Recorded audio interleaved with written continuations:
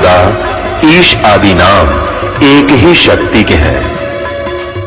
वो कैसा है, कहां है, कैसे मिलता है, किसने देखा है? ये प्रश्नवाचक चिन्ह पूर्ण रूप से हटाने के लिए अवश्य सुनिए जगत गुरु तत्वदर्शी संत रामपाल जी महाराज के अमृत वचन, सर्व पवित्र धर्मों के पवित्र शास्त्रों के आधार पर। अगर कोई दंत कथा सुनाता हो, अपनी महिमा व्यर्थ बनाता हो तो वो नहीं सुननी चाहिए। सदग्रंथों में लिखे प्रमाणों को नहीं मानता है तो वो आदमी ठीक नहीं। उसके विषय में परमेश्वर कहते हैं, जानबूझ साची तो जय करे झूठते ने, और ताकि संगत है प्रभु सपने में बना दे। ये सोचकर परमात्मा अंतर ध्यान हो गए। अब धर्मदास के सामने अंधेरा छा गया और पुण्यात्माओं, जिस परमात्मा को सर्व सुखदायी बताया जाता है, वो परमात्मा जहां प्रकट हो जाता है 100 किलोमीटर में तो कम से कम शांति हो जाती है। और वो तो बैठे उसके कति साथ में, जैसे किसी के कोई हाथ पर गर्म पानी या चाय गिर गई हो, उसमें कितनी पीड़ा होती है, और उसके ऊपर बर्फ का टुकड़ा रख दिया जाए, कैसा महसूस करता है? जैसे उस पर कुछ भी नहीं है, शांत हो जाता है। ऐसी दशा है भगवान जब उसके पास थे तो उसको इतनी शांति थी। परमात्मा के दूर होते ही उसके अंदर वही फिर पीड़ाएं, जैसे रह पुत्र गई इधर उधर की बातें, वो नूर फलाना नूर नू कर दूं, वैसे कर दूं। ये आग है, सबके अंदर जल रहा है प्राणी अपनी अपनी आग में। तो वो महसूस, उसको जो आनंद हो रहा था वो खत्म हो गया, और जो ज्ञान उसे मिला वो प्रमाणित।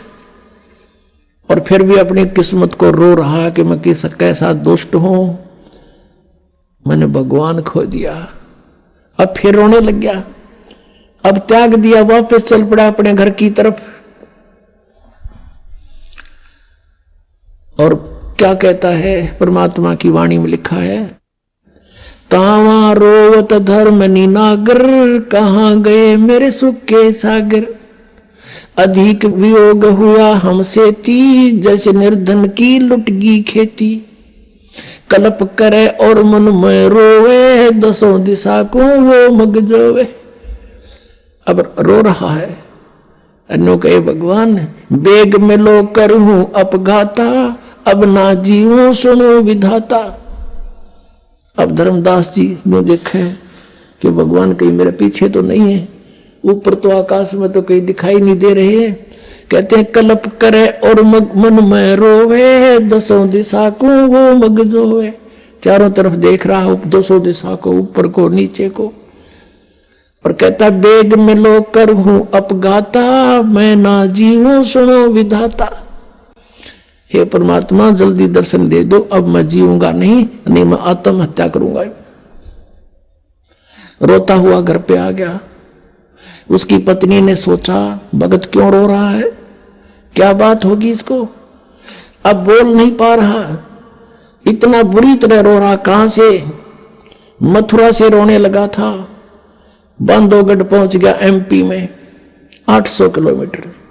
2 दिन 3 दिन जाने जाने में लगे होंगे उसको। पैदल चलते थे, पहले कोई सवारी नहीं होती थी ऐसी, और श्रद्धालु थे, पैदल चलते थे।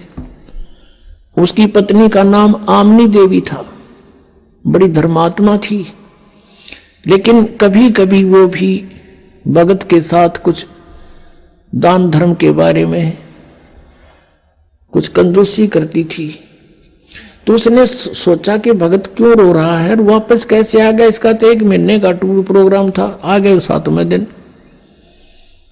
उसने सोचा बात क्या है, और उसके मुंह की तरफ देख रही है, और वो रो ऐसे बुरी तरह रहा जैसे किसी बालक के माँ बाप दोनों मर जा, वो बालक रोया करे।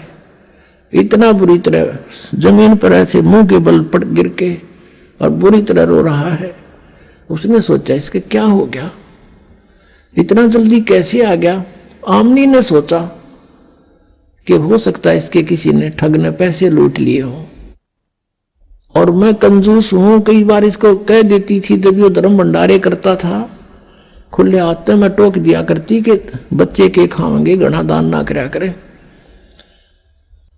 तो उसने सोचा कि अब ये नो ना रो रहा हो कि मैं इसका पैसा किसी ने ठग लिया, चुरा लिया, जो यात्रा के लिए ले गया था। और अब ये सोच रहा होगा कि मैं दोबारा जान की सोचूंगा, पैसे की कहूंगा तो यह मुंह चढ़ावेगी।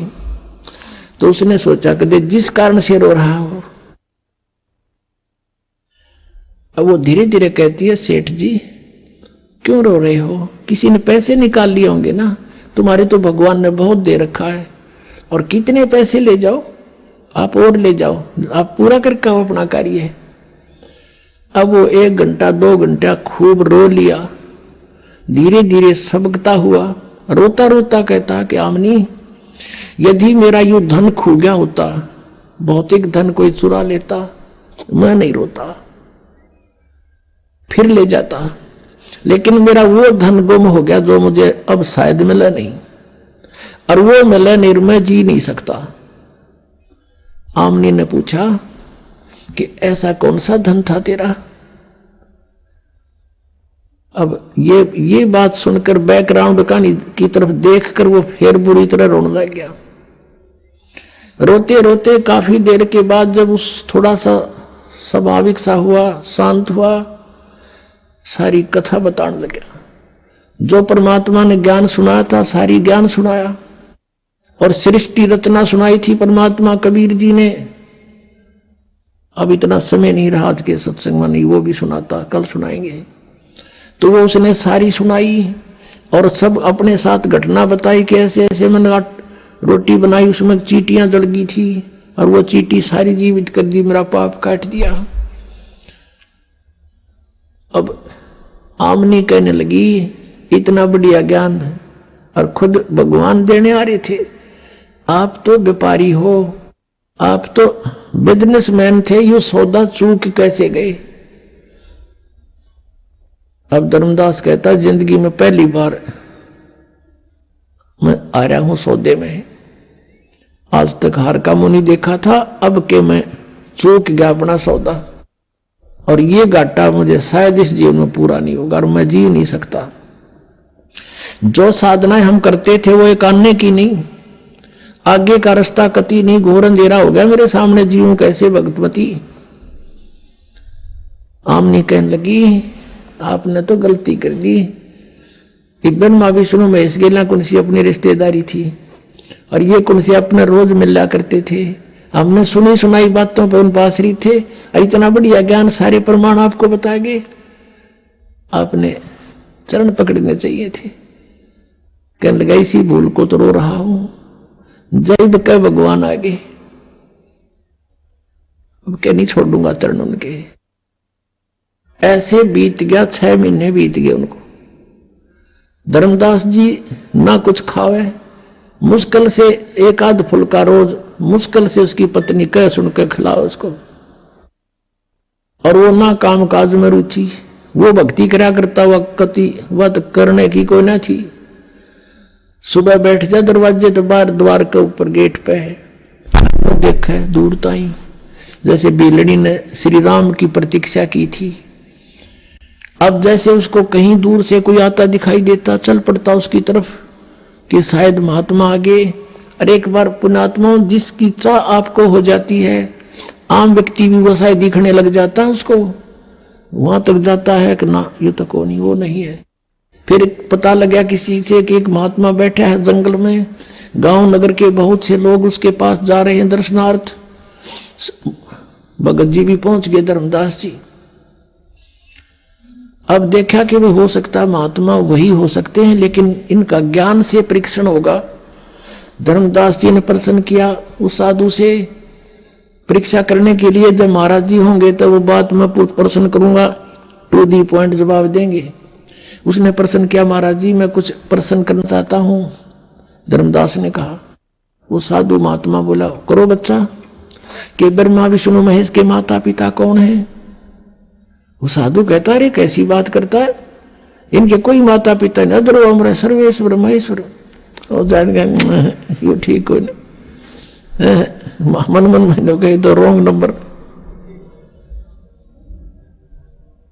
उठ का आ गया। ऐसे 6 महीने बीत गए। फिर परमात्मा ने उसकी पत्नी में प्रेरणा की।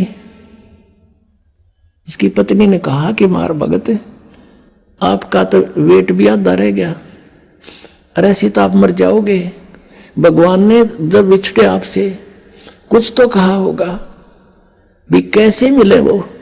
उन्होंने कहा कि वो कहते हैं कि जहां धार्मिक भंडारे होते हैं, यज्ञ होते हैं, साधना करते हैं, जो भगत इकट्ठे होते हैं, तो कोई भंडारा करता है तो मैं अवश्य जाता हूं और उनको ज्ञान चर्चा करते हैं परमात्मा। जैसे आपने ऋग्वेद मंडल नंबर 9 और सूक्त नंबर 86 के मंत्र 26-27 में पढ़ा कि वो परमात्मा हमारे यज्ञों में, धार्मिक यज्ञों में बिजली अत्यधिक गतिशील पदार्थ के समान आकर प्राप्त होते हैं, गुप्त रूप में आकर बैठ जाते हैं वहां पर। और वही परमात्मा ने कहा कि ऐसे धर्म भंडारे होते हैं, धार्मिक यज्ञ होती है, वहां अवश्य जाता हूं, क्योंकि वहां मेला भरता है, भक्तों को बैठा के समझाते हैं, चर्चा करते हैं गुप्त रूप में। तो आमनी ने कहा कि आप भंडारा कर दो। धर्मदास ने कहा एक दिन में क्या हुए हैं, एक दिन में तो पता भी ना चला किसी ने। आमनी बोली तू कर ले जितने दिन का करना हो, कि 3 दिन का करना पड़ेगा, अब 3 दिन का कर ले। उसने 3 दिन का भंडारा, धर्म भंडारा दिन निश्चित कर दिया। आसपास सब चिट्ठियां भिजवा दी कि दूर तक। अब पहले दिन सब भोजन करके साधु संत महात्मा चले गए, वो तो नहीं आए, देखता रहा। उसकी पत्नी ने पूछा कि महाराज जी आए क्या? महाराज जी कि नहीं, आज तो नहीं आए। अगले दिन फिर ऐसा ही हुआ।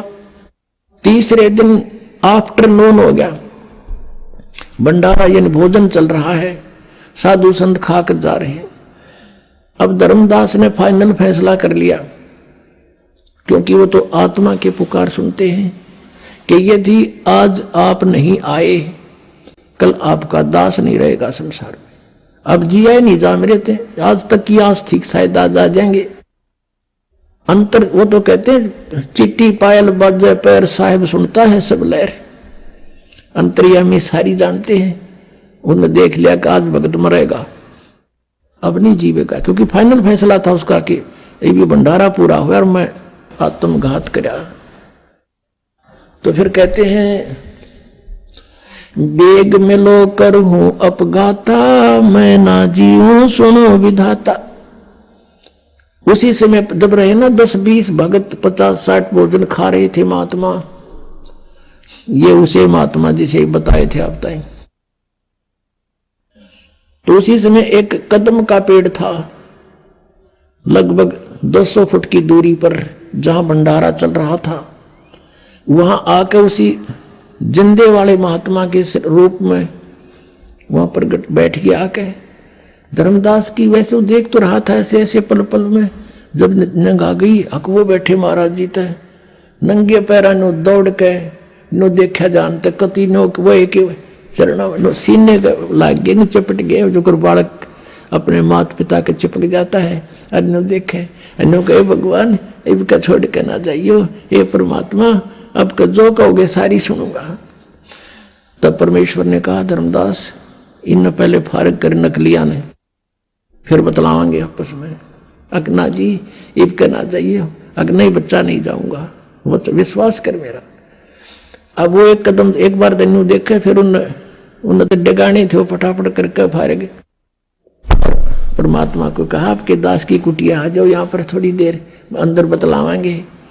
अंदर ले गया, भगवान को जैसा भी बैठने को साधन दिया, अपनी पत्नी से बुला के जब आ गया आमनी मेरा धन पा गया, मेरा धन पा गया। दोनों एक एक पैर पकड़ कर बैठ गए। तब आमनी ने कहा कि भगवान आपका बच्चा ये तो बहुत नर्म आत्मा का है, इसको तो मैं सांत्वना देती रही ना, पहले मर लेता। ए भगवान आप तो अंतर्यामी हो, इतना दुखी नहीं करना चाहिए था अपने बच्चे को। तब परमात्मा ने कहा कि आमनी यो काल का दूत हो रहा था, ये जिसको मैं 2 बार मिला इसने सारी बात मानी, फिर किता काल फिर इसका आंट लगा देता। मैं इसके साथ था, इसको मर नहीं देता बेटा, ये तो मर लेता पहले ही। इसका बड़ का डैमन है, इसका लोहा गर्म किया है, अब लोहा गर्म होए बिना चोट मारे जाओ तो उसका कोई फायदा नहीं। अब इसका अंतःकरण साफ हो लिया, आज बेटी जो मैं कहूंगा सारी मानेगा, और ये सत्य इसके हृदय में उतरेगी, इसलिए थोड़ी सी देर करी थी। तो पुण्यात्माओं, ये वो समर्थ है, कहते हैं जो जन मेरी शरण है ताका हूं मैं दास, और गेल गेल लाग गया फिर जब लग धरती आकाश। फिर सारी कथा सुनाई, दोबारा से कई दिन रुके, उनको खूब ज्ञान समझाया, दोनों ने उपदेश लिया। परमात्मा ने तो गवाह बनाना था उनको, धर्मदास की आत्मा को। परमात्मा तो चले गए, चले गए, मैं जाता हूं फिर आऊंगा। कुछ दिन के बाद एकदम धर्मदास जी को दर्शन दे रहे ओनली, और कहा धर्मदास चल तुझे मैं अपना सतलोक दिखाता हूं। पहले धर्मदास ने प्रार्थना की थी पहले कई बार, ले चल आज तुझे अपना स्थान दिखाता हूं। सतलोक लेके गए धर्मदास को, आत्म शरीर वहीं पड़ा है, अचेत पड़ा है। 3 दिन हो गए, रिश्तेदार इकट्ठे हो गए, गांव के इकट्ठे हो गए, नगर के लोग आने लगे। क्या हो गया कि पता नहीं क्या बीमारी होगी, बेहोश पड़ा है, कोमा में चला गया। तीसरे दिन परमात्मा ने सब कुछ ऊपर दिखाया, सारा सतलोक दिखाया, वहां की सतीथि दिखाई, वहां की जो रहते हैं हंस लोग, वहां की दुनिया दिखाई सतलोक की, कि यहाँ कभी बुढ़ापा नहीं आता, यहाँ कोई दुख नहीं होता, यहाँ मृत्यु नहीं होती, तुम यहां रहते थे और अपनी गलती से तुम चले गए। अब धर्मदास कहता है भगवान मुझे यहीं रख लो, अब वापस ना भेजो प्रभु, मुझे यहीं रख लो, मत भेजो महाराज, काल की नगरी है मोहे राख लियो महाराज, काल की नगरी है मोहे, मत भेजो महाराज हमसे बिगड़ी है। वहां जाके पता चलता है कि सचमुच हमने जुल्म किया, यहां से गए किस कारण से गए, रो है, बहुत बुरा हाल कर दिया भगवान, वापस ना भेजो तो बहुत बूंदी स्थान है। तो परमात्मा ने कहा तो जा बेटा, यहां ऐसे नहीं आया जाता, मैं तुम्हें सारे ले आऊं एक बार, तुम अपनी मर्जी से गए हो, अपनी इच्छा से वापस आओगे, और इतने ही धनी बनकर आओगे जितने धनी यहां से बनकर गए थे। जितने धनी तुम यहां थे भक्ति के शक्ति, इतनी नीचे इकट्ठी करनी पड़ेगी। उसका मैं एक मंत्र दूंगा, तू चल वहां पर, और मंत्र दूंगा तुझे सतनाम, उसका सिमरण करना, उसके भक्ति के धन से तुम वापस आओगे। ऐसे नहीं बेटा बात बनेगी। तीसरे दिन जब वापस आत्मा छोड़ दी तो वो जा गया। तब उसको पता चला कि ये भगवान तो वहां काशी में रहता हूं, सतलोक से जाकर पता लगा। वहां से चल पड़ा पैदल, बनारस में पहुंचा, रामानंद जी के पास पहुंचा, वहां से पता चला कि कबीर मेरा शिष्य है लेकिन मेरा गुरु भी है। तब मालिक से वहां मिले, फिर कहा कि हे भगवान आपने मेरी आंखें खोल दी, परमात्मा दीक्षा दो अब दोबारा। नए सिरे तो मालिक ने उपदेश दिया, सतनाम दिया, उसकी मोक्ष किया, सार नाम दिया और उसका कल्याण किया। बोलो सतगुरुदेव की जय हो। परम पिता परमात्मा पूर्ण ब्रह्म सर्व सृष्टि रचनहार सर्वे उत्पादक प्रभु, ये परम पूज्य कबीर परमेश्वर जी,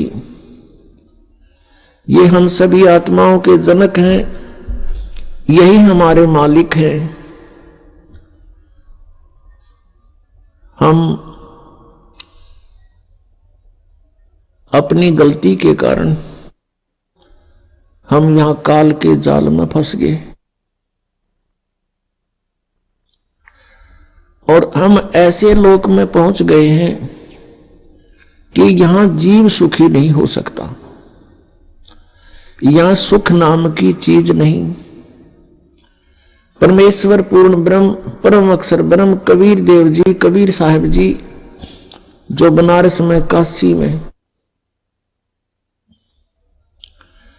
एक जुल्हे की भूमिका करके 120 वर्ष तक इस धरातल पर रहे, एक जनसाधारण की लीला करते हैं। ये परमात्मा 3 सतीथि में सर्व ब्रह्मांडों की सतीथि को संभालते हैं। जैसे परमेश्वर का एक बहुत तेजोमय स्वरूप है, वो सतलोक के अंदर विराजमान है और बहुत बड़ा गुंबद है, बहुत सुंदर एक जैसे मंदिर नुमा एक परमात्मा का स्थान है। उसके बीच में परमात्मा का सिंहासन है, तख्त है, और वहां परमेश्वर कबीर देव जी जो हमारे सदृश हैं, मनुष्य सदृश है उनका शरीर, उनके एक रोमकूप में करोड़ सूर्य करोड़ चंद्रमा, दोनों की मिली जुली रोशनी भी परमेश्वर के एक रोमकूप की रोशनी से फीकी रहती है। इतना तेजो में शरीर है उस परमेश्वर का। और फिर जब वो परमात्मा हमारे को यह सद्बुद्धि देने आते हैं, यथार्थ ज्ञान बताने आते हैं, तब अपना अन्य रूप धारण करते हैं। उस रूप में तो वही रहते हैं, एक अन्य रूप धारण करते हैं हल्के तेज पुंज का। यदि वो परमात्मा उसी तेजों में शरीर युक्त यहां आ जावे तो हमारी आंखें बंद हो जावें, जैसे उल्लू सूर्य को नहीं देख सकता। ठीक इसी प्रकार हमारी ये चरम दृष्टि परमात्मा के उस नूरी शरीर के प्रकाश को, उस नूर को नहीं देख सकती, सहन नहीं कर सकती। इसलिए परमात्मा हल्के तेज पुंज का अपने शरीर को सरल करता हुआ, हल्का करता हुआ और यहां आते हैं। और यहां आने की उनकी दो तिथि है। एक तो एक युग में वो पूरा जीवन जीते हैं जैसे एक जन साधारण का जन्म होता है। जैसे एक बच्चा उत्पन्न होता है, धीरे धीरे बड़ा होता है, फिर अपने रोजगार में लग जाता है, एक गृहस्थी चलाता है, ऐसे फिर वो चला जाता है, वृद्ध होता है। एक ऐसी भूमिका प्रत्येक युग में परमात्मा करते हैं। वो जन्म नहीं लेते क्योंकि वो भगवान है। वो एक शिशु रूप धारण करके छोटे बालक का और तालाब के अंदर कमल के फूल पर विराजमान होते हैं। इसलिए परमात्मा को नारायण कहा गया है। नारायण माने जल के ऊपर विराजमान होने वाला। तो वो परमात्मा एक लीला करते हैं। वहां से पूर्व के जो संस्कारी हंस होते हैं, बहुत अच्छी आत्मा होती है, उनको वो प्राप्त होते हैं। और फिर लीला में तरीके से वो धीरे धीरे बड़े होने लगते हैं। वो कोई भी जलपान नहीं करते। फिर कुंवारी गायें दूध देती है परमात्मा के आशीर्वाद से। कुंवारी गायों के दूध से उस बालक रूपधारी परमात्मा की परवरिश की लीला होती है। फिर वो बड़े होते हैं तो अपने तत्व ज्ञान का प्रचार करते हैं। ये परमात्मा की दूसरी सतिथि है। और तीसरी सतिथि अर्थात यहां आने वाली दूसरी सतिथि, वो कभी भी किसी समय प्रकट हो जाते हैं। जैसे एक मेहमान आता है, अतिथि आता है। अतिथि का अर्थ होता है जिसके आने की तिथि पूर्व निर्धारित ना हो, कभी भी आ जावे। तो कबीर परमेश्वर, वो पूर्ण ब्रह्म, परम अक्षर ब्रह्म, कभी भी कहीं पर भी एक साधु रूप बनाकर कुछ दिन कहीं रह करके कुछ पुण्यात्माओं का उद्धार कर देते हैं और अच्छी आत्मा को मिलते हैं। ये उस परमात्मा की तीसरी स्थिति है, अतिथि रूप में आने की। जैसे यजुर्वेद अध्याय नंबर 5 के मंत्र नंबर 1 में दोनों स्थिति बताई है। अग्नि तनुरसी, अग्नि माने परमेश्वर, परमेश्वर का तेजो में शरीर है, इसलिए परमात्मा को अग्नि नाम से उपमा दी गई है। अग्नि माने है तेजो में स्वरूप, तेजो में परमेश्वर। अग्नि तनुरसी है परमेश्वर, आपका शरीर है, आप सह शरीर हैं, आपका बहुत सुंदर शरीर है। विष्णुवे तवा सोमस्य तनुरसी, तवा माने उस परमेश्वर का, विष्णुवे माने सबका धारण पोषण करने के लिए, तवा माने उस, विष्णुवे माने सबका धारण पोषण करने के लिए। अमर पुरुष का सोमस्य, अमर पुरुष का शरीर है। विष्णुवे तवा सोमस्य तनुरसी, तनुअसी। तो उस परमात्मा का सबका धारण पोषण करने के लिए भी शरीर है।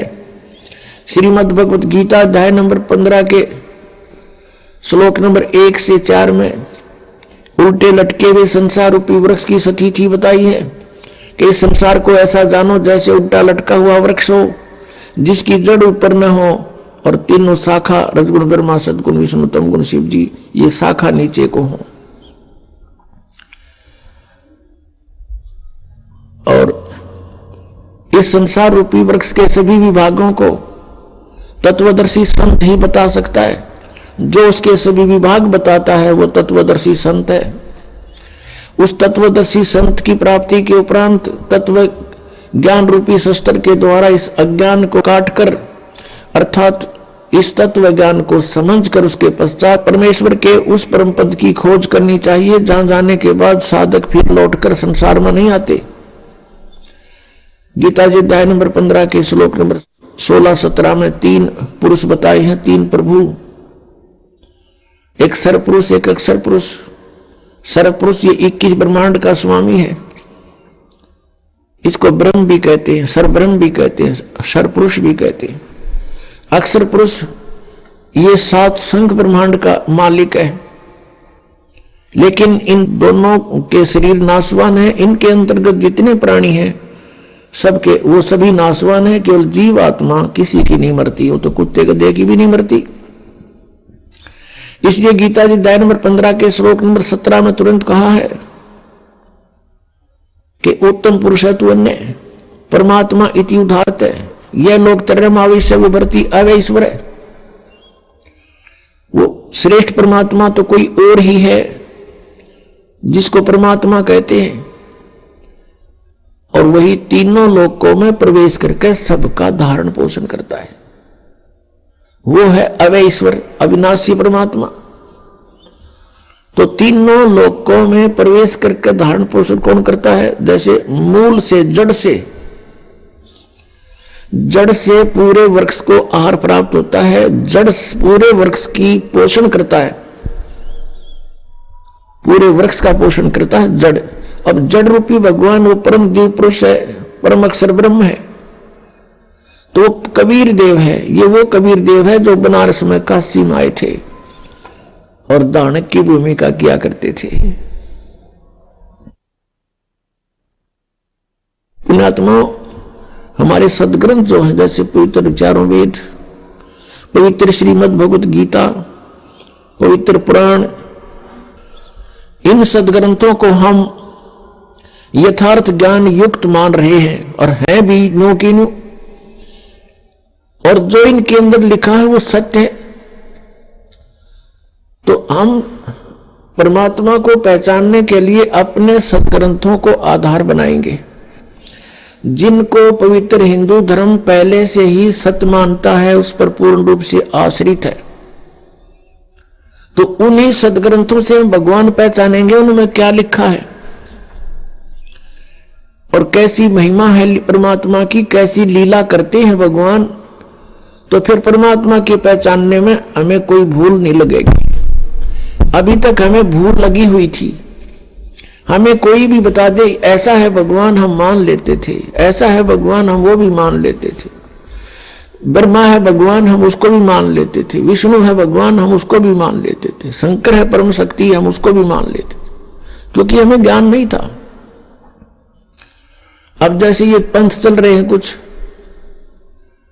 ये कहते हैं सतलोक में, सचखंड में चलो और वहां परमात्मा निराकार है, सतपुरुष है ही नहीं वहां पर, और आत्मा ऐसे मिल जाएगी वहां जैसे बूंद समुद्र में। बताओ, अक्ल मारी जा रही। समुद्र में कोई कहे चलो डूबन चलेंगे, कितने तैयार होंगे डूबन खातिर। यहां वैसे हाँ भरे जाओ बेशक, पर डूबन का टाइम आओगा जब एक नाव डूबे उड़े, सारे भाग जाएंगे छोड़ गए। तो यहां ये नकली पंथ चल रहे हैं। ये कहते हैं वहां भगवान है नहीं, निराकार ही प्रकाश है। तो वहां क्या करेंगे हम जाके, जब भगवान नहीं, हम तो परमात्मा को मिलने चले हैं, परमात्मा वहां है नहीं। अब जैसे कोई गाय की महिमा गाता है। गाय दूध देती है, बहुत अमृत सा दूध देती है, बड़ा लाभदायक पशु है, और सभी की इच्छा होती है भी हम गाय लें, और फिर कहें गाय तो है ही नहीं, गाय तो निराकार है, या कोई ये थोड़ी हुई कोई। परमात्मा की इतनी महिमा बता रखी है वेदों में, सदग्रंथों में, जिन महापुरुषों को आकर मिले हैं उन्होंने अपने आंखों देखा हाल भगवान का बता रखा। अब उनको हमने अनदेखा कर दिया, इन झूठों की बातों को स्वीकार कर लिया। ये नकली पंथ, जो ये राधा स्वामी पंथ, जय गुरुदेव पंथ, धन धन सतगुरु पंथ, ये सारे झूठ बोले कति 100 की 100। इनमें किसी ने भगवान नहीं मिला, कख नहीं पता इनको। अगर परमात्मा मिला होता ये निराकार बताते, सदग्रंथ सत्य बतावे कि उस शरीर है, मनुष्य दृश्य है, आंखों देखा संत बताते हैं, दानक रूप रहा करतार, और हमरे ही निहार है, हमारा सृजनहार, हमारे जैसा हमारा भगवान, हमारा उत्पत्ति करता। तो पुण्यात्माओं, दास का उद्देश्य है कि पहले हम अपने जिन सदग्रंथों को सही मानते थे उन्हीं से परिचित हों, फिर दिखता को नहीं भगवान की पहचान की, और मोक्ष की कोई समस्या खत्म, क्योंकि इतना सिंपल मार्ग है, इस जैसा मार्ग नहीं। इन काल के दूतों ने काल प्रेरणा से अपनी प्रभुता दिखाने के लिए हठ योग शुरू कर दिए, सिद्धियां प्राप्ति करने के लिए खड़े होकर तप, उल्टा होकर के तप, और नरे अनुष्ठान करने लगे, सुहा सुहा करके। ये तो नाशकरण की विधि ढूंढा करते थे। एक दूसरे पर प्रभु पाकने के लिए किसी ने एक सिद्धि प्राप्त कर ली तो दूसरा ने सोचा 3 करूं मैं, और तब इससे मैं सुपरियर कहलाऊं जनता में। परमात्मा कहते हैं इस हमारे नाम में 24 सिद्धि आ जाएंगी तुम्हारे को, लेकिन इन सिद्धियों का प्रयोग ना कर लेना, ये विष का काम करेंगी अपना प्रयोग, क्योंकि सिद्धियां हमारा सहयोग देंगी, और हम इसको प्रयोग करने लगे तो फिर हानि कर देंगे हमारे को। तो इसलिए ये सिद्धियों का प्रयोग करते थे।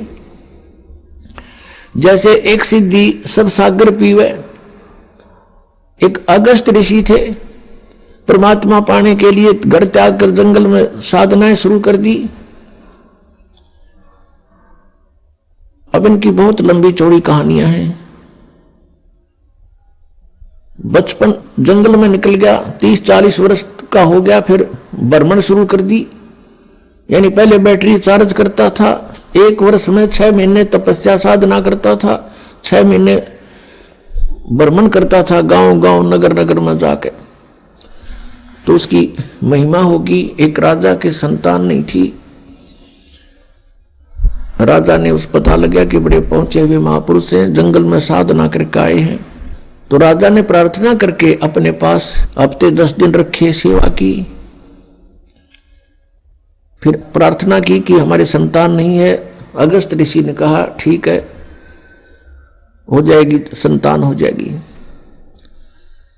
अगस्त ऋषि चले गए, पीछे से राजा के घर कन्या ने जन्म लिया।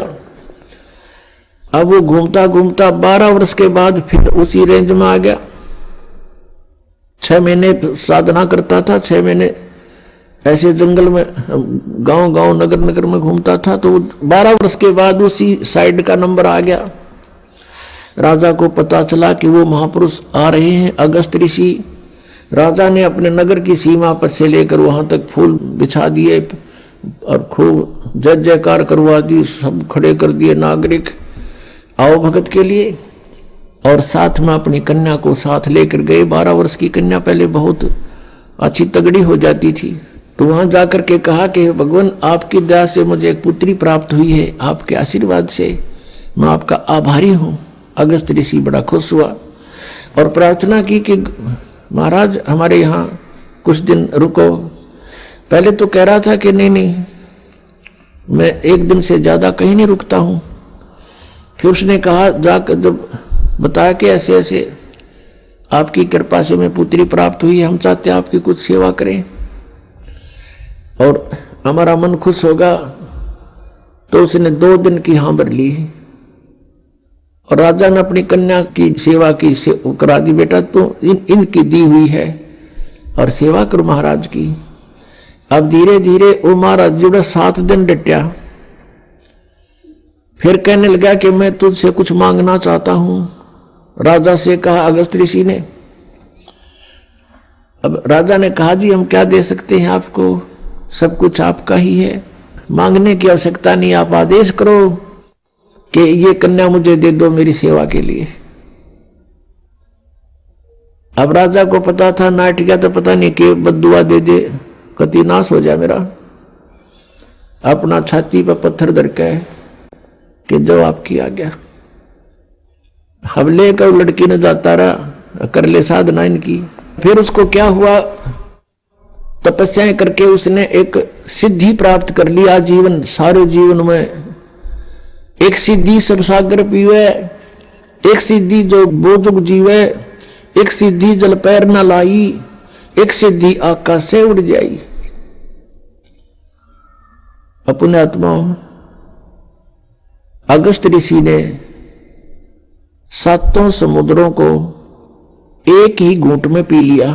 अब फिर प्रार्थना की उससे अन्य ऋषियों ने, देवताओं ने कि भगवान यहां तो सब आओ भाव बिगड़ जाएगी, एटमॉस्फेयर चेंज हो जाएगा और आप दया करो, हमारे ऊपर रहम करो। रहम कर दिया, उल्टा ही कुरला कर दिया, 7 समुद्र भर गए।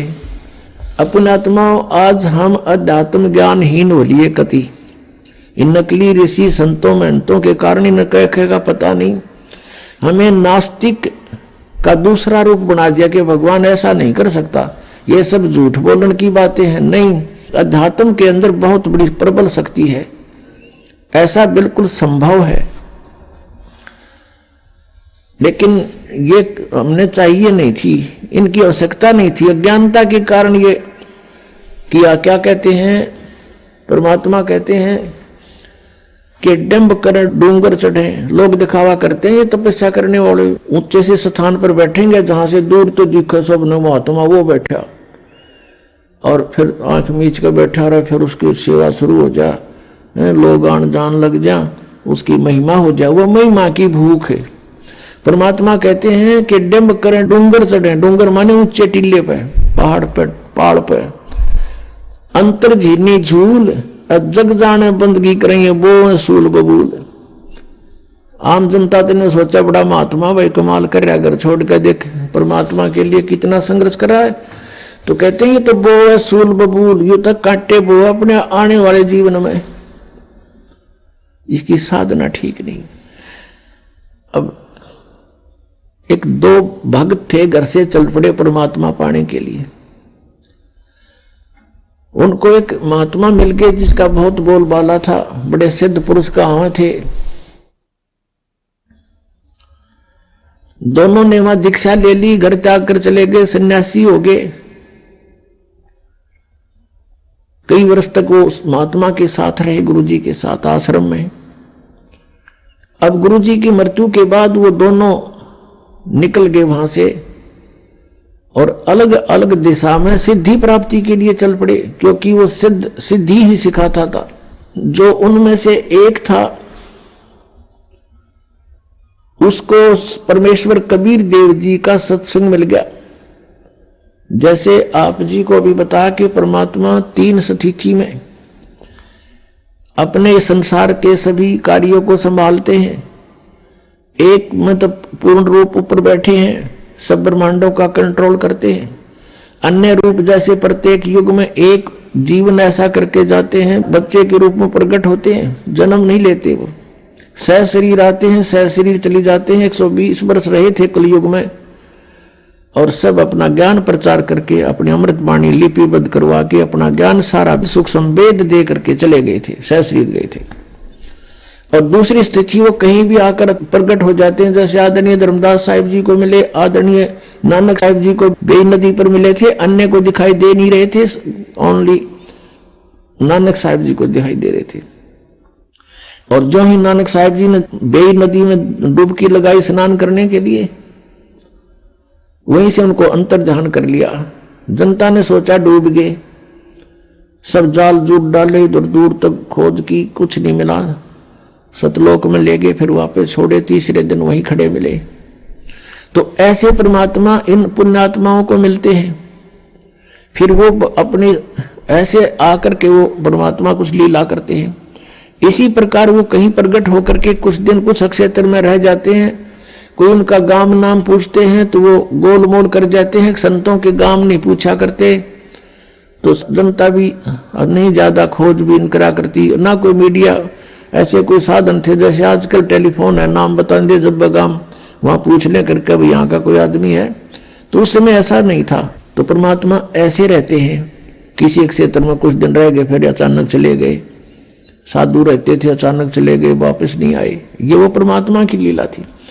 तो कबीर परमेश्वर जी ऐसे रह रहे थे वहां, वो उन दोनों गुरु भाई जो थे उस सिद्ध के, उनमें से एक को उस परमात्मा कबीर देव जी का टच हो गया, सत्संग हो गया, मिल गया उसको। कई दिन लगातार सत्संग सुना, उसका तो जीवन बदल गया। जिन सिद्धियों को वो प्राप्त करने की चेष्टा कर रहा था वो खत्म हुई, परमात्मा पाने की उमंग उठी, सत साधना शुरू कर दी। अब कुछ दिनों के बाद परमात्मा ने लीला की, संत ने उसे कहा बेटा अब तू आगे उपदेश दिया करिए, और तुझे आदेश दे दिया मैंने। उधर से परमात्मा घूमने के लिए बहाना करके निकल गए जंगल में, वन में, वापस नहीं आए। खोजबीन की, देखा कोई व्यक्ति किसी हिंसक पशुओं ने खा रखा, ऐसा स्थिति कर दी। उन चेलों ने सोचा गुरुजी को तो किसी ने खा लिया, उनका अंतिम संस्कार कर दिया, जबकि वो परमात्मा थे, वो तो चले गए थे। अब 10-12 वर्ष के बाद कहीं पर समागम था कोई, जैसे कई प्रकार के संत इकट्ठे हो जाते हैं, जैसे मेला होता है कुंभ का, वहां पर वो कबीर परमेश्वर का अनुयायी भी चला गया। उधर से उसका पहले वाले गुरु का चेला, वो सिद्ध जो सिद्धि प्राप्ति के लिए निकला था, वो भी आ गया। 12 वर्ष के बाद दोनों मिले, गले से मिले, बड़ी खुशी हुई। और फिर दरिया के किनारे बैठे थे, चर्चा चली कि बोलो भाई क्या उपलब्धि हुई 12 वर्ष के बाद। अब जो परमात्मा कबीर जी से परिचित हो गया था, उसने कहा भी मुझे तो सब कुछ मिल गया। अब वो जो सिद्ध पुरुष सिद्धि ही करने की चेष्टा में था, उसने पूछा कोई सिद्धि बता, क्या प्राप्त हुई तुझे। अब वो कबीर पंथी ने कहा कि भाई सिद्धियां की हमें जरूरत को नहीं, हमें परमात्मा मिल गए, परमात्मा पाना था हमने इन सिद्धियों से, ये तो खिलौने हैं, बच्चे खेलते हैं इनके साथ। तो वो कहता है सिद्ध जो उसका गुरु भाई था, सिद्ध पुरुष का चेला, अब भी सिद्धि वाले डले डो रहा था। उसने कहा तू अच्छा आदमी है, अरे सिद्धि मैं बताऊं मुझे क्या उपलब्धि हुई, अभी दिखाता हूं आपको। दरिया के ऊपर के ऐसे चल पड़ा जैसे थल पर चलते हैं, और परले पार चला गया, वापस फिर आ गया, देखा मैंने ये सिद्धि प्राप्त कर ली। अब उसने माथे बात मारा कबीर पंथी ने बोला 12 वर्ष में तूने 2 अन्य की कमाई करी, एक अन्य में ये नौका वाला परली साइड में छोड़ देता है, एक अन्य में उल्टा ले आता है, सारे 12 वर्ष में तूने 2 अन्य की कमाई करी, ये टट्टू साधना प्राप्त हुई, क्या उपलब्धि हुई तेरी। इस बात से वो बड़ा प्रभावित हुआ, फिर बैठ गया उसके पास। सचमुच यूं के डले डोए मने, ये तो नौकाले में बैठ के कोई चला जा डायन्या में मजदूरी कर ले, इसका अच्छा की था। फिर उसको सारा ज्ञान जो परमेश्वर से प्राप्त था, अब उस भगत ने न्यूना बेरा था, वो भगवान थे, वो तो गुरु एक संत मानते थे। वो सारा ज्ञान जो परमात्मा से प्राप्त हुआ था अपने गुरु भाई को सुनाया, बड़ा प्रभावित हुआ। अपने आत्मा जिसने भगवान पाना है वो बकवाद नहीं करा करते, वो तुरंत समर्पित हो जाते हैं। उसके प्रेरणा जबरदस्त जागी कि अब मेरा कल्याण क्यों कर होगा, मन तो डला डोलिए, सारा जीवन खो दिया, कुछ कृपा करो, मेरा भी उद्धार करवा दो, महापुरुष से मुझे नाम दिला दो। अब फिर वो भगत रोने लग गया जो कबीर पंथी था। तब वो सिद्ध जो था सिद्ध, वो कहने लगा आप क्यों रो रहे हो। कहने लगा वो कबीर पंथी कहता मैं इसलिए रो रहा हूं कि आपका कल्याण संभव नहीं, भैया ऐसी क्या बात होगी, मेरा कल्याण संभव क्यों नहीं। अब वो कबीर पंथी कहता है कि भाई बात सुन, तू और मैं एक गुरु के चेले थे, एक गुरु के शिष्य थे, तू सीनियर था मैं जूनियर था, वहां सिद्ध के वहां कहा ऐसा ही है। तो भाई वो गुरुदेव तो शरीर छोड़ गए मेरे वाले, जिनसे मुझे ये मार्ग मिला, अब तेरा कल्याण नहीं हो सकता। तो उसने कहा भी देखो गुरुजी, चलो शरीर तो छोड़ गए होंगे, पर किसी को आदेश दे गए होंगे, मुझसे ले लूंगा नाम। तो कबीर पंथी कहता है कि भाई उससे नाम तो ले नहीं सकता, क्योंकि गुरु को परमात्मा तुल्य मानना पड़ता है, और तू उसको गुरु भी नहीं स्वीकार कर सकता। अब वो सिद्ध पुरुष कहता है कि बात सुन भाई, मैं निकला हूं भगवान पाने के लिए, और मुझे आप किसी से दिला दो ये ना, मैं उसको सिर पर रखूंगा, मुझे परमात्मा चाहिए। तब उसने बताया, किसने, कबीर पंथी ने, कि इस दास को आदेश देंगे वह, और आप मुझे, क्योंकि आप मेरे से सीनियर थे वहां पर आश्रम में, या जिन जूनियर सीनियर की आग सारे लाग रही है, या भी एक बेड़ी है इस काल की, तो भगत तो एक सत्र में होने चाहिए, ऊंच नीच ना हो, पहला पीछा कुछ नहीं होता। एक पिता की संतान है, एक बड़ा बेटा है, एक 15 साल छोटा है, तो सह तो एक के पिता के, सह तो भाई है, बहन भाई है, तो ऐसे हो आप। तो उसने कहा कि आप मेरे से नाम ले भी लोगे तो आपका भाव बने नहीं मेरे अंदर, क्योंकि आप मेरे से सीनियर थे। चरण पकड़ दिए, इन्होंने बोला, अरे इस तो बढ़िया बात है, और कहां होगी, मेरा खुद जो ना गुरु भाई, मेरा गुरु, आज से मैं आपका दास, आप मेरे भगवान, मैंने नाम दो। तो नाम दे दिया, दीक्षा दी, और दोनों का अपना उन्होंने खूब जैसी साधना की, खूब बढ़िया कल्याण मार्ग पर चले। अब क्या बताते हैं परमात्मा, शब्द महल में सिद्ध 24 हंस बिछोड़े बिसवे 20। अब जिनके पास सिद्धि हो जाती है वो प्रभु पाक जाते हैं, सैकड़ों आदमी प्रशंसक हो जाते हैं, उस महाराज ने न्यू कर दिया, उस महाराज ने न्यू कर दिया, उसका नाश कर दिया, वहां बैठे ने आग लगा दी, यही से काम कराया करते। अब क्या बताते हैं, शब्द महल में सिद्ध 24 हंस बिछोड़े बिसवे 20।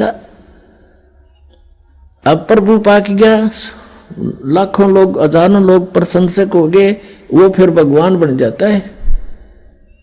तो वो भगवान बन गया, तो भगवान तो एक के रहेगा, दूसरा बन ही नहीं सकता, तो परमात्मा दूर हो जाता है। कहते हैं ये सिद्धियां जो आपके अंदर मान बढ़ाई पैदा कर देती हैं, भगवान से दूर कर देती है, हंस को बिछोड़ देती है, बिछुड़ जाता भगवान से, दूर चला जाता। शब्द महल में सिद्ध 24 हंस बिछोड़े बिसवे 20। बिसवे 20 माने कति पक्कम पक्का, 100% जीव का नाश करती है, भगवान से दूर कर देती है। ये सिद्धियां की जो 14 है।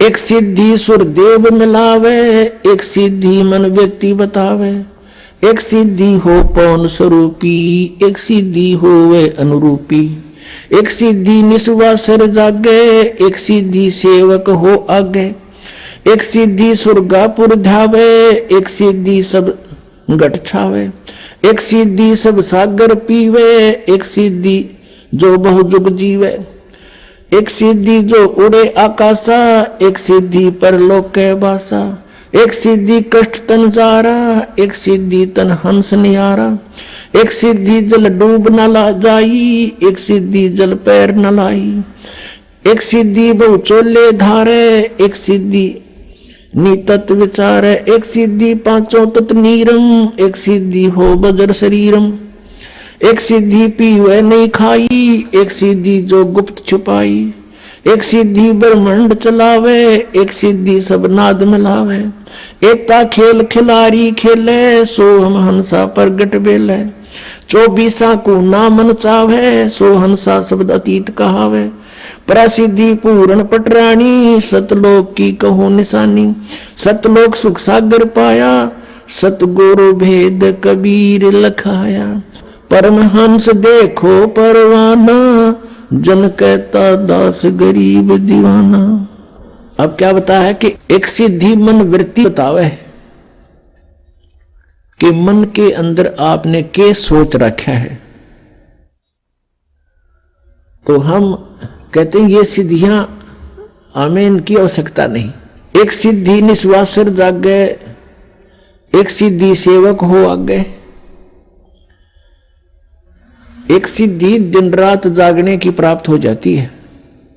और हम भक्ति अध्यात्म ज्ञान से इतने दूर हैं, अध्यात्म ज्ञानहीन हैं हम जरा से भी किसी संत या भक्त में ऊट पटांग सा देख लेते हैं, हम उसके साथ चिपक जाते हैं, प्रभावित हो जाते हैं। एक गांव है खेड़ी दमकन, गोहाना के पास, दास के वहां मामा जी हैं। तो वहां देखा, वहां कथा सुनी उनकी कि एक डेरा बना हुआ गीसा पंथियों का। गीसा आदरणीय गीसा साहिब जी को परमेश्वर कबीर देव जी आकर मिले थे और उन्होंने फिर परमात्मा से प्राप्त ज्ञान को लिपिबद्ध भी किया है, कुछ वाणी भी बोली है। उन्हीं का एक शिष्य था, तो उन्होंने उस अपने आदरणीय गीसादास साहिब जी की शिष्यता हो गया, लेकिन वचन नहीं माना उसने, अपने हिसाब से हठ योग करता रहा। नेकी राम नाम था उनका, नेकी राम जी। उसने सिद्धि प्राप्त कर ली हठ योग करके, दिन रात सोया नहीं। वो उस गांव में आकर बैठ गया बनी में, और साधु रूप में एक लंगोट बांध रहा, बस नो अवधूत रूप में बैठा। गांव के नगर के लोग जाते हैं, देखते हैं कि महाराज तो दिन रात सोता नहीं। एक ने देखा, फिर छुप के देखा। आइए अब हम उन श्रद्धालुओं के अनुभव जानते हैं जो जगत गुरु तत्वदर्शी संत रामपाल जी महाराज जी से दीक्षा प्राप्त कर चुके हैं तथा उनके द्वारा बताए गए भक्ति मार्ग पर चल रहे हैं। नमस्कार सर। नमस्कार सर जी। सर क्या नाम है आपका? जी आशीष देवांगन। आशीष जी आप कहाँ से हैं? जी मैं बिलाईगढ़, जिला बलौरगांव, छत्तीसगढ़ से। आशीष जी, संत रामपाल जी महाराज से नाम दीक्षा आपने कब ली? जी मैं संत रामपाल जी महाराज जी से नाम दीक्षा सन 2013 में ली थी। संत रामपाल जी महाराज से नाम दीक्षा लेने से पहले आप क्या भक्ति साधनाएं करते थे? संत रामपाल जी महाराज जी से नाम दीक्षा लेने से पहले मैं देवी दुर्गा की भक्ति में लीन था। यहाँ तक मेरे को ना देवी दुर्गा के कान में आवाज भी सुनाई दिए थे। तो फिर क्या कारण बना कि आप संत रामपाल जी महाराज की शरण में आए? जी पुरानी भक्ति करते करते मैं नशे में इतना लीन हो गया था, दिन रात शराब के नशे में, सिगरेट, गुटखा, यहाँ तक गांजे तक की लत हो गई थी। क्योंकि हमारे यहाँ छत्तीसगढ़ में जैसे दुर्गा देवी की पूजा करते हैं तो वहाँ प्रसाद के रूप में गांजे वांजे का भी सेवन किया जाता है। इसीलिए क्या है, मैं ना बहुत दिनों से गुरु बनाने की तलाश में था और बहुत भटका मैं गुरु बनाने के लिए, मगर कहीं मेरे को अच्छा नहीं लगा। मगर अंततः ज्ञान गंगा पुस्तक मिली तो संत रामपाल जी महाराज का ज्ञान समझ के मैंने 2013 में बरवाला जाके नाम दीक्षा ले ली संत रामपाल जी महाराज जी से। सर क्या काम करते हैं आप? जी मैं पेशे से डॉक्टर हूँ। सर संत रामपाल जी महाराज से नाम दीक्षा लेने के बाद आपको क्या लाभ मिले? जी संत रामपाल जी महाराज जी से नाम दीक्षा लेने से मेरे को इतने सारे लाभ मिले कि मैं गिना नहीं सकता सर। बहुत सारे ही लाभ मिले हैं मेरे को। सबसे पहले तो मेरे को नशे से कंप्लीट मुक्ति मिल गई, जो मैं छोड़ने के लिए बहुत कोशिश किया, मगर दवाई का भी सेवन किया, मगर कभी छूट नहीं पाया। सिर्फ नाम दीक्षा लेने मात्र से मेरी नशा पूर्णतः खत्म हो गई। और मेरे को नशा करते करते, मांसाहार करते करते इतने शरीर खराब हो चुके थे, बवासीर, भगंदर, फिस्टुला में बहुत ज्यादा प्रॉब्लम थी। यहाँ तक डॉक्टरों से सजेशन लिया था मैं कि ऑपरेशन के लिए सलाह दिए थे, मगर उसके बाद भी दवाई लेते रहने के बाद भी कोई आराम नहीं था। मगर सिर्फ संत रामपाल जी महाराज जी से नाम दीक्षा लेते ही मेरी प्रॉब्लम कंप्लीट ठीक होगी। मेरी भगतमती यहाँ तक पस को भी ना नाइट में रोज साफ किया करती थी। उसके बाद नाम दीक्षा लेते ही मेरी प्रॉब्लम सॉल्व होगी। और बहुत सारे लाभ मिले सर, कि जैसे कि आर्थिक लाभ, शारीरिक लाभ, आध्यात्मिक लाभ। सबसे बड़ा लाभ ये है कि मेरे को सदगुरु मिले और पूर्ण मोक्ष का मार्ग मिल गया सर। जी, मेरी पत्नी को शादी के 2-3 साल बाद तक भी बच्चे नहीं हुए थे, तो मैं तो पेशेंट डॉक्टर हूं, मैंने इलाज किया। उसके बाद लेडीज डॉक्टर से बिलासपुर में भी अपने यहाँ लाइफ केयर हॉस्पिटल, वहां भी ट्रीटमेंट कराए, मगर लंबे ट्रीटमेंट के बाद भी कोई आराम नहीं मिला। वहां थायराइड और पीसीओडी की प्रॉब्लम बताई गई और लंबे इलाज चलने के बाद भी राहत नहीं मिली। फिर उसके बाद हमने गुरुजी से अरदास लगाया, संत रामपाल जी महाराज जी से। तो अरदास लगाते ही उसी मन, बड़ा आश्चर्यजनक तौर से उसी मन से ही प्रेगनेंसी रुक गई और 9वें महीने बच्चा आ गया। और भगवान परमात्मा संत रामपाल जी महाराज जी की दया से मेरा 2 साल 2-3 महीने का बच्चा है अभी। ये सर थायराइड की रिपोर्ट है और बच्चेदानी में भी प्रॉब्लम थी सर, तो बच्चेदानी में लंबे ट्रीटमेंट के बाद भी आराम नहीं मिली सर। ये सर सोनोग्राफी में दिखाया गया कि अंडे नहीं बन रहे थे, प्रॉब्लम थी बहुत, दवाइयां चलने के बाद भी आराम नहीं मिला। उसके बाद हमने संत रामपाल जी महाराज जी से अरदास लगाई, फिर सारे लाभ मिले सर, और आज 2-2.5 साल का बच्चा भी है सर। और बहुत सारे लाभ हैं सर, कितना गिनाऊं कम है, टाइम नहीं मिल पाएगा आपको, और मैं बोलते बोलते अब मैं ही थक जाऊंगा सर। सर, आप पेशे से डॉक्टर हैं, आप इन बातों को बहुत अच्छी तरीके से जानते हैं। हजारों नहीं लाखों की तादाद में जहां मेडिकल साइंस जिन बीमारियों को रिजेक्ट कर देता है, उन लोगों को रिजेक्ट कर देता है, वो संत रामपाल जी महाराज से नाम दीक्षा लेते हैं, उनकी बीमारियां ठीक हो जाती हैं। डॉक्टर्स भी कह देते हैं कि अब आपका इलाज नहीं है, अब आप भगवान भरोसे हैं, उनको संत रामपाल जी महाराज ठीक कर देते हैं। तो सर, ऐसा कैसे संभव हो रहा है? आप तो डॉक्टर हैं, क्या वे कोई दवाई देते हैं या उनके पास ऐसा क्या है जो सभी जगह से हारने के बाद उस मरीज को संत रामपाल जी महाराज ठीक कर देते हैं?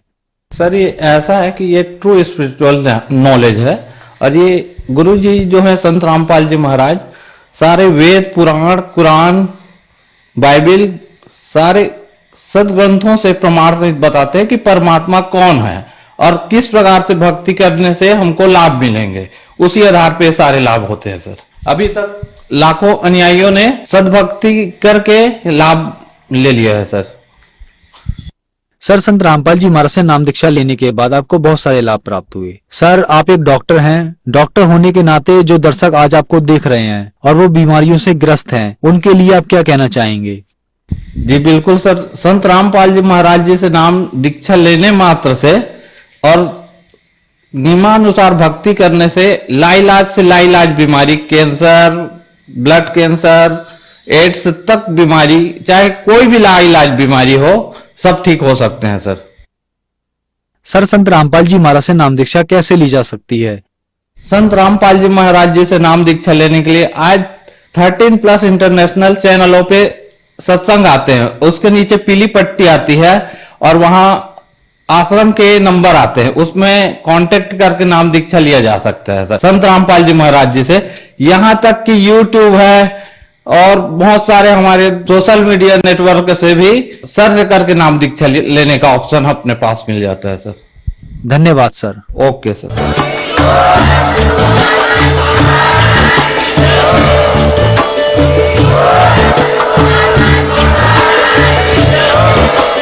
आप सुन रहे थे जगत गुरु तत्वदर्शी संत रामपाल जी महाराज जी के मंगल प्रवचन। अधिक जानकारी के लिए विजिट कीजिए हमारी वेबसाइट www.jagatgururampalji.org।